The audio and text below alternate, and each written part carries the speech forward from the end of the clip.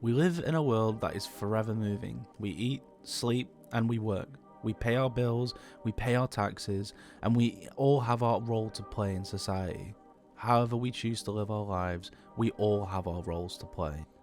Whether we flip burgers in fast food restaurants to feed the everyday people, or we save lives by working as doctors or nurses in hospitals, life moves forward even when we're not present. So, you live your life, but what if you could live a second life?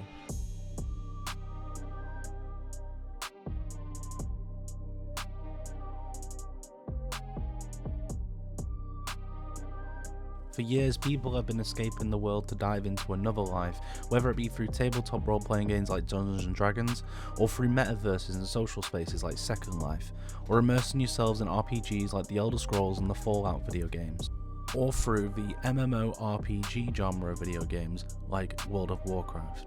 I'm Kai Evans, a student filmmaker who set out to learn and introduce the world to the world of roleplay and metaverses. Just how close are we to films like Ready Player One and Free Guy in terms of being close to living a second life in a virtual world? And do worlds exist out there that mirror our own reality?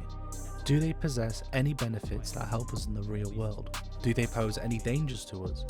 Before we get into that, however, we must start from the beginning. In the early 1970s, a vastly popular tabletop board game started making the waves across the world, titled Dungeons & Dragons. In this game, you and a party of players make up a set of characters, with each character making up their own backstory. They give them a set of skills and traits, describe their personality and looks, and then band together as a dungeon master leads the story and the game's direction. And it's up to the players to determine how the story unfolds, through their actions, skills, roleplay capabilities, and dice rolls. Even to this day, Dungeons & Dragons is as popular as ever. It's because of the success of this tabletop game. As time progressed, more ways for people to roleplay were incorporated into other mediums, such as video games. The term roleplay became a massive genre within gaming, being defined as role-playing games. Other genres dawning the roleplay title started cropping up, such as MMORPGs, or massive multiplayer online role-playing games. Popular titles of today's age like World of Warcraft and RuneScape use similar systems put in place as other RPGs. However, these games cater to a world filled with thousands of players, as opposed to just a table of a few players or a single-player RPG.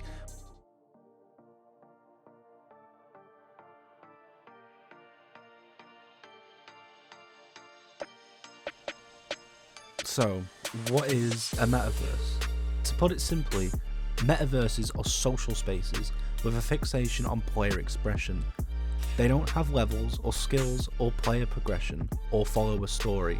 Metaverses were primarily made for socialization and heavily focuses on avatar customization, usually through a massive wardrobe selection of clothes and character creation options, with most metaverses having a lot of space customization, such as rooms or house or social space decorating options to allow further player expression. These spaces are often referred to as glorified chat rooms. Second Life, released in 2003, is often referred to as the first metaverse which allowed these things.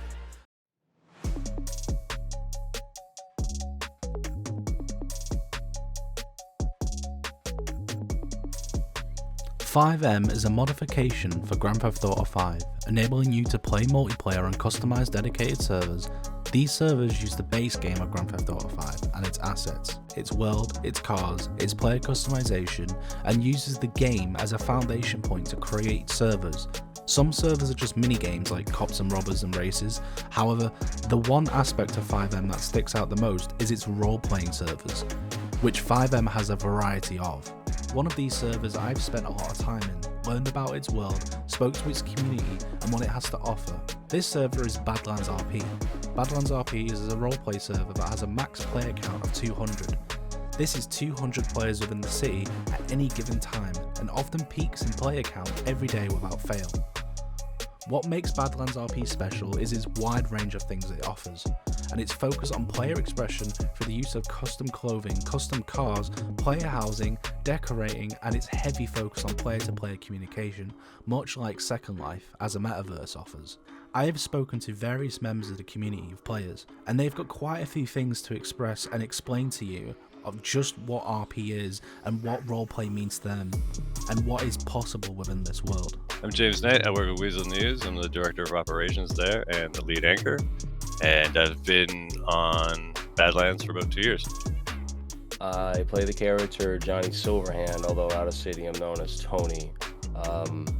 I work at Flywheels as a manager in the city.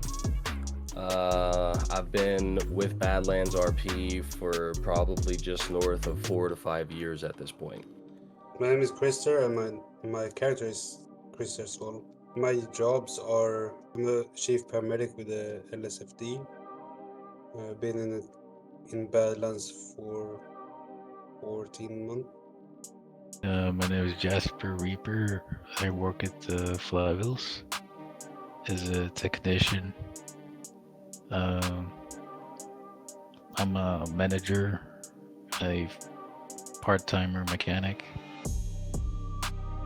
Badlands RP has an incredible amount of things to do for you to immerse yourself into the world and roleplay in any way you wish. You can do a variety of jobs and activities. You can lead any life you want. Anything is possible. It has the same scale as an MMORPG, but it also has the same features that a metaverse also has. You're encouraged to roleplay, you're creating a character, you're making a story, and your story is going as you're playing.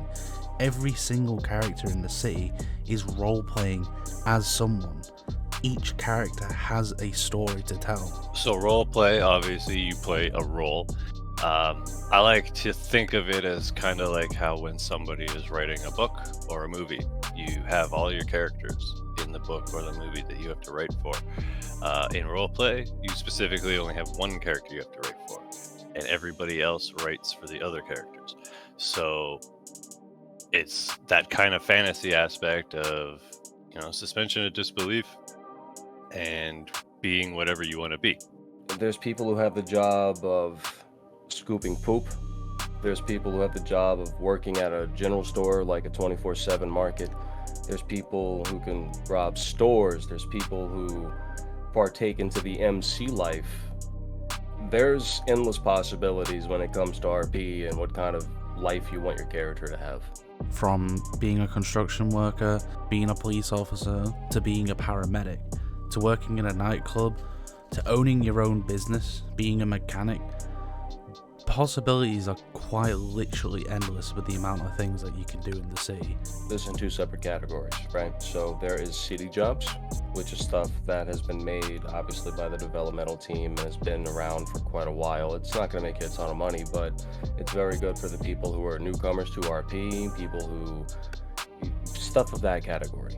People who are newer to RP can do those jobs, make a little bit of money and not be bothered so much by people, and just kind of get a feel for the general idea of what they're doing in the city. Then there's jobs where you're working for as a particular business that's ran by somebody, and that's where you can really start socially interacting with others, getting to know people, their characters, and even make friends out of the city past that point. You know what I mean? Like that's where the socializing really comes in. There's a ton of stuff you can do in the state, many different types of jobs. Legally speaking, there's working at Pearls. There's a bunch of bars you can go to. There's Tequila La, there's Homebrew, the Galaxy Nightclub, Bahama Mamas. There's people who even act as legal representatives, lawyers, judges, consultants, police officers, obviously, fire department, EMS. EMS really important. When you get hurt in Badlands, you go down and you need someone to save your life. There's car dealerships. PDM has regular car meets. Boathouse caters to a lot of the rural crowd. Depending on where you're doing your role play, the level of realism can be drastically different. I wouldn't say it's 100% realistic. There's a lot of differences. If you get hurt, you're not going to die permanently unless you choose to or you're forced to by the state. In order to work for, say, the police department, you have to go through training. You have to do paperwork. Criminal roleplay is a thing, gang roleplay is a thing. Like, the world isn't like all amazing and happy. Like, there is people out there who will rob you on the street at gunpoint. There is people who deal in drugs, people who run gangs, own territory, fight with other gangs. It's like Lost MC. You have the Angels of Death Motorcycle Club. You have gangs like the Eastside Vargos, the Ballers, Forum Drive families. All of these gangs have their own identity, their own looks. And there's still elements of Grand Theft Auto that are in here, like the shooting, you know, the combat, the driving, obviously the police chases. Like, there's elements of Grand Theft Auto mixed in there with the metaverse stuff. And criminal RP has its factors, you know, like, there is real consequences for getting caught by the police. And you get caught, you go to prison. They sentence you, a judge sentences you, and you go to prison, and you have to spend your time in prison. If you are arrested by a police officer, they will detail out a report on why you were arrested. You will then be taken by a corrections officer to a judge who will sentence you to fair time for your crimes. Then a DOJ officer will take you to prison where you will serve your time over the course of months. This world is very real. And when you compare it to real life, you know, you work at Burger Shot, you can compare it to McDonald's. Paramedics have their jobs, and, you know, just like the real world paramedics. Everything is replicated. I also really think that the city has some amazing benefits for people who struggle with anxiety and with socializing. I think the city is a good way to practice those things, especially communication. I think roleplay can help tremendously in a person's everyday life too. You can also build real life skills. You can learn how to do bookkeeping because you need to do that for a business that you work in. You can learn leadership skills because of directing different activities in the state.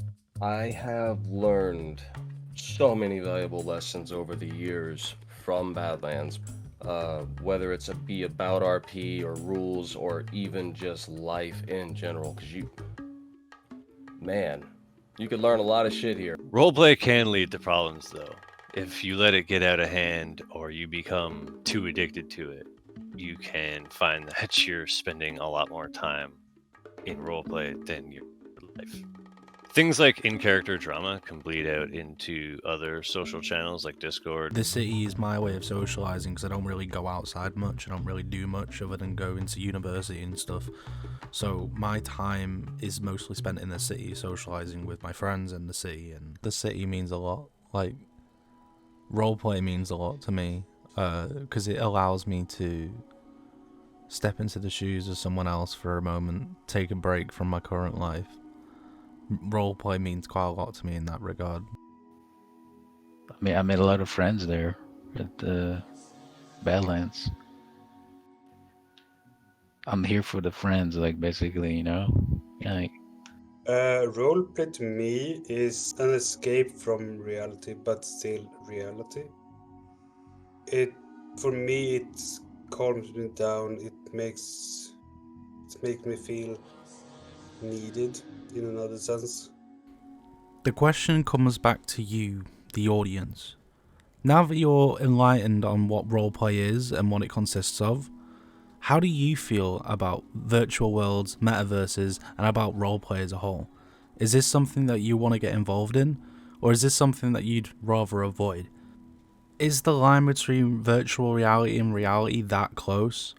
Or is this just Grand Theft Auto with extra steps?